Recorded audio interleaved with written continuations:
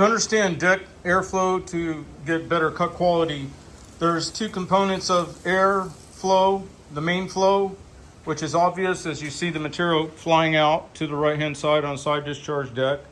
But there's a more important airflow characteristics that gives you the lift of the blade of the grass so that it can be cut effectively.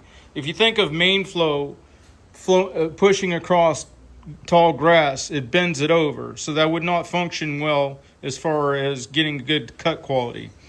What happens though is the secondary airflow is structured by particulate of the blades of grass being cut. So that material, when it's moving in main air, structures the secondary airflow that's more of a vortice. So think of it as a bunch of mini tornadoes moving to the right, not just straight air.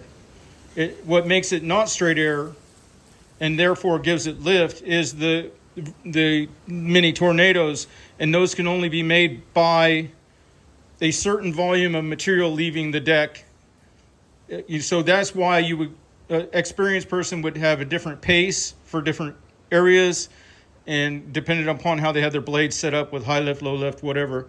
So the pace of the machine itself is more for cut quality because you're trying to maintain a certain volume leaving without overriding the volume of the deck of material to handle. And in Florida, you almost never going too fast because we just don't get that kind of volume with our low poor soil quality. So those pieces of material are what make the most beneficial part of the airflow of the deck, absent having a full skirt and making it where it's just using the lift of the blades, but that wouldn't work. So without that too, when you go across a leaf has a long side and a short side. That's an airfoil. So if the air is going across the long side, it makes down pressure. And then if it's going across the other, it makes lift. So what you'll notice is where there's no grass but there's a bed of leaves, you really can't get them to lift into it unless you lower the deck very, very low. Or you have a lot of grass. And when there's lots of grass, it seems like you pull up more leaves because now you got the other airflow that's not just either pressing straight down or pulling up. And half the leaves are going to fall in a press down situation.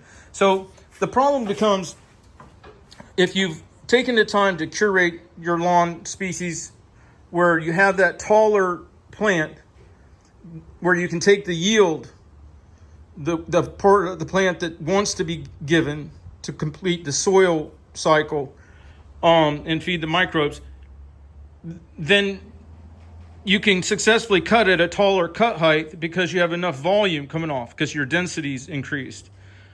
But you're at the same time, you're also not shocking the plant where it downregulates growth. So the problem comes in is then you've got nice, thick, tall grass, but even, let's say even, and a neighbor next door who's mowed theirs in a typical Florida fashion of sand or weeds sees that and knows how it's going to squirt outside of his deck. He just can't help himself. He gets on that grass and cuts it short.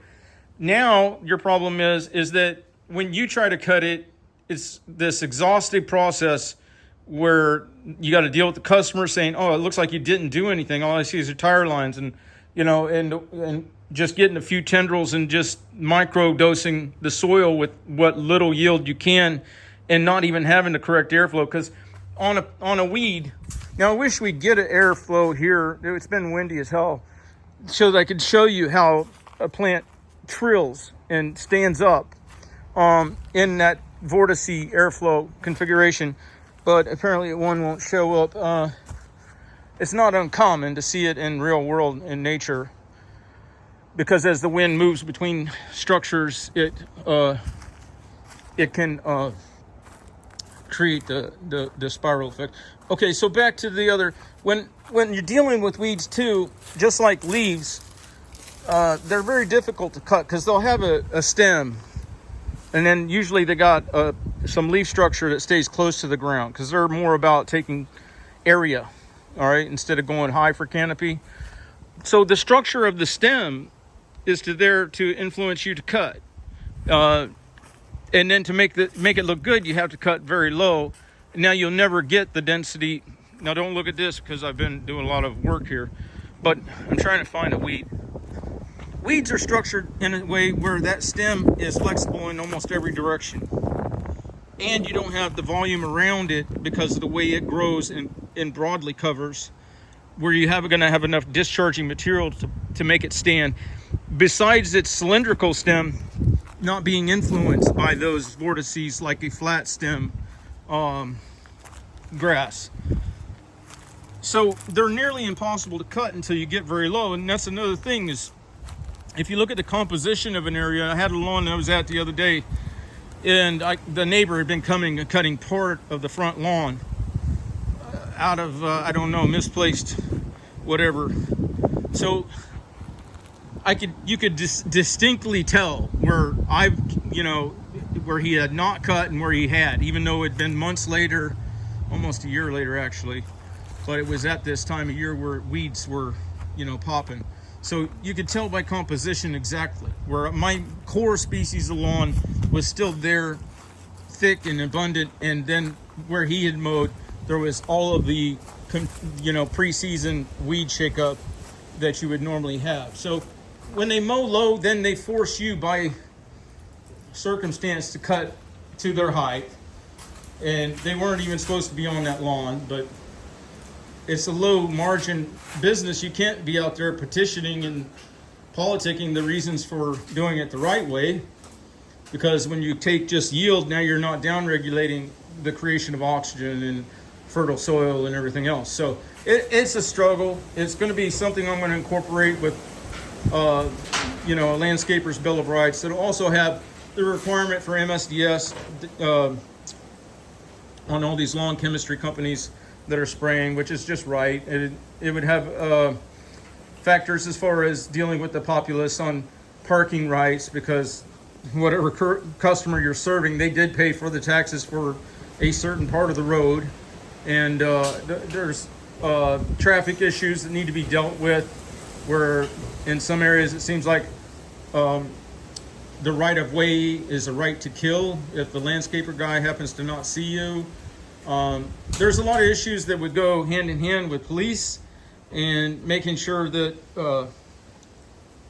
that there's some baseline things that are brought to public attention so that there's better safety. But one of them would be the rights of agency first versus easement. Agency being where you can do something upon a surface, easement where you just cross across it. So them coming and mowing on surfaces that are not theirs to mow, that's trying to enjoy a right of agency without the legal right to do so. All right, I got to get back to work.